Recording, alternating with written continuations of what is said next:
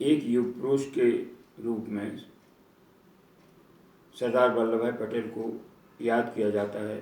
31 अक्टूबर को उनका जन्मदिवस है और ये ऐसे व्यक्तित्व के धनी थे जिन्होंने कि भारत को अखंड बनाया।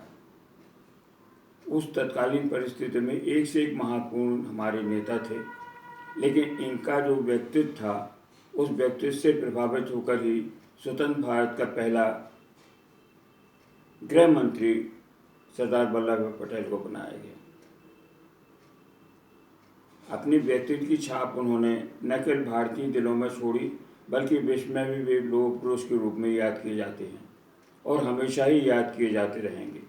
भारत को एकता के सूत्र में बांधने और भारत को अखंड बनाने में महत्वपूर्ण भूमिका अदा करने वाले सरदार वल्लभ भाई पटेल का जन्मदिन 31 अक्टूबर को है। वो गुजरात में पैदा हुए थे।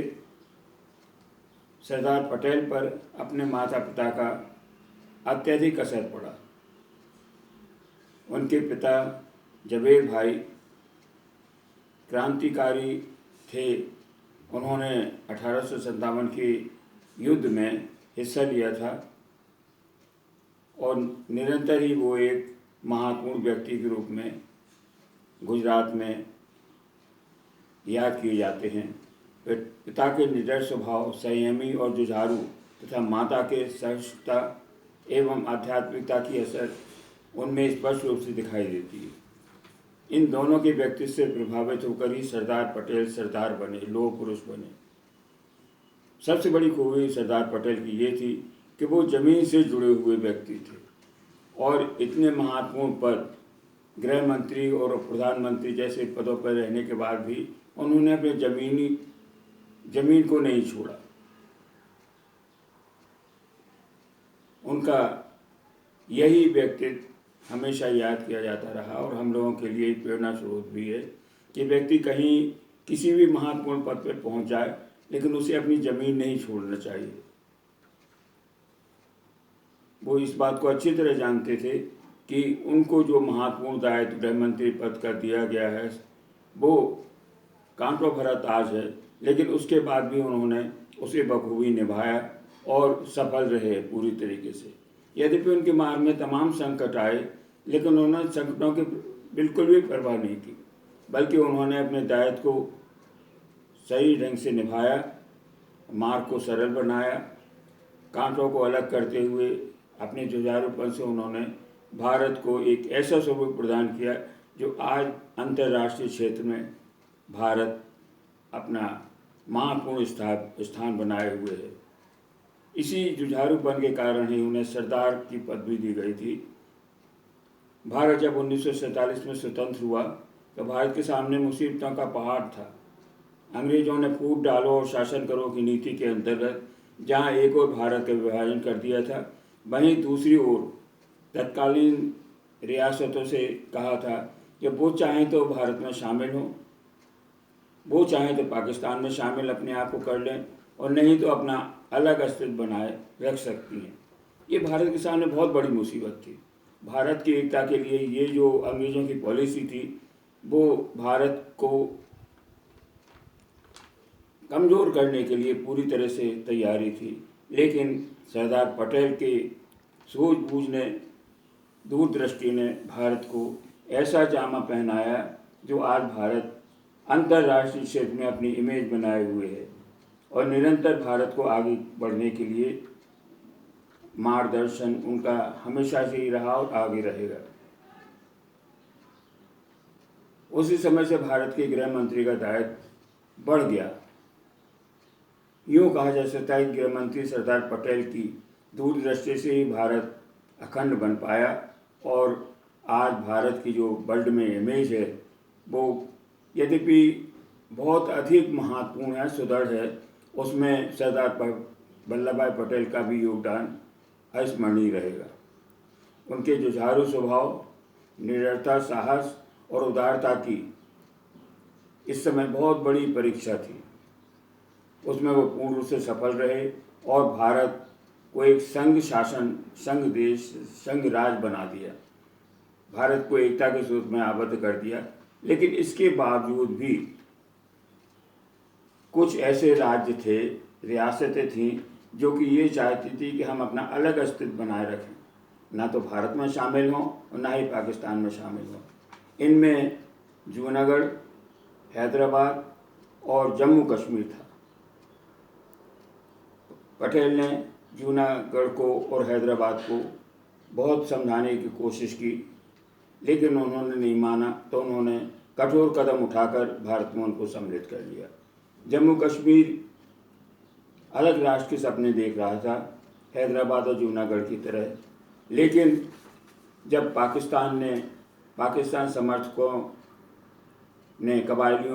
ने, पाकिस्तान समर्थक कबायलियों ने जम्मू कश्मीर पर हमला किया, तब जम्मू कश्मीर के राजा हरि सिंह ने गृह मंत्री के रूप में पटेल से रिक्वेस्ट की कि वो जम्मू कश्मीर की सहायता करें। उस समय सरदार पटेल का जो जुझारूपन था, जो विल कॉन्फिडेंस उनमें थी, उन्होंने स्पष्ट रूप से कह दिया कि भारत तो एक ही रहेगा।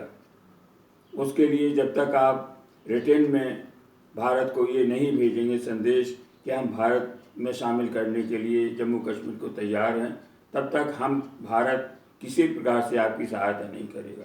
राजा हरि सिंह ने रिटेन में दिया कि जम्मू कश्मीर को हम भारत का अभिन्न अंग स्वीकार करते हैं। परिस्थितियों ने ऐसा मोड़ लिया कि जम्मू कश्मीर का मामला यूएनओ में चला गया, यूएनओ को सौंप दिया गया सॉल्व होने के लिए। यद्यपि वर्तमान में जम्मू कश्मीर भारत का अंग है, भारत के हिस्सा है, लेकिन उसका कुछ हिस्सा आज भी पाकिस्तान के पास है और ये 100% उम्मीद की जा सकती है कि इसका समाधान निकट भविष्य में हो जाएगा। स्पष्ट है कि सरदार पटेल ने भारत को अखंडता प्रदान की। ये काम कोई इजी नहीं था, ये काम कोई सरल नहीं था, ये बहुत ही कठिन काम था जिससे सरदार पटेल ही निभा सकते थे और उन्होंने अपनी महत्वपूर्ण भूमिका निभाई। सरदार पटेल जहां राजनीतिक क्षेत्र में महत्वपूर्ण रूप से सफल रहे, निडरता और साहस से अपनी दायित्व को उन्होंने साकार रूप प्रदान किया और भारत को अखंड बनाया, भारत को शक्ति प्रदान की, भारत को अंतर्राष्ट्रीय क्षेत्र में महत्वपूर्ण स्थान दिलाया। वहीं सामाजिक क्षेत्र में भी वो सक्रिय रहे। उन्होंने सभी भारतीयों से स्पष्ट रूप से कहा था कि ईमानदारी, मानवीयता, अच्छाई, विश्वास आदि जो आवश्यक गुण हैं व्यक्ति के जीवन में सफलता के लिए, व्यक्ति को उनको नहीं छोड़ना चाहिए। ज़िंदगी में ऐसी कई समस्याएं आती हैं, कई ऐसी परिस्थिति क्रिएट होती हैं कि जब व्यक्ति की ईमानदारी और उसकी मानवीयता उसके लिए प्रॉब्लम क्रिएट करने लगती है। तब उन्होंने स्पष्ट रूप से कहा था कि व्यक्ति तभी सफल है जब वो ईमानदार, अच्छाइयों से युक्त होते हुए अपने दायित्व को सही से संपन्न करे। उसके लिए उन्होंने स्पष्ट रूप से कहा था कि विवेक युक्त क्रोध बहुत अधिक आवश्यक है। क्रोध होना चाहिए, लेकिन विवेक युक्त होना चाहिए, और उसके लिए तभी हम किसी भी परिस्थिति, किसी भी विपरीत स्थिति का, किसी अन्याय का डटकर मुकाबला कर सकते हैं। तो ये उनका जो कथन है वो अत्यधिक महत्वपूर्ण है, जो कि हम सभी के लिए एक मार्गदर्शन का काम करता है। और उनके लोक व्यक्तित्व से प्रभावित होकर उनको लोक पुरुष का नाम दिया गया था। आज लोक पुरुष सरदार वल्लभ भाई पटेल के जन्म दिवस पर हम उनको नमन करते हैं और अपने जीवन की, भारतीयों की जीवन की सफलता के लिए उनका मार्गदर्शन बहुत अधिक आवश्यक है और वही हमारे प्रेरणा के स्रोत है। उनके जन्म दिवस पर मैं उनको नमन करता हूं और मैं उम्मीद करता हूं कि उनके व्यक्तित्व से हम सभी प्रभावित होकर अपना जीवन विल पावर के साथ व्यतीत करेंगे और हर मुसीबत का सामना करते हुए आगे बढ़ते जाएंगे विकास के मार्ग पर। धन्यवाद।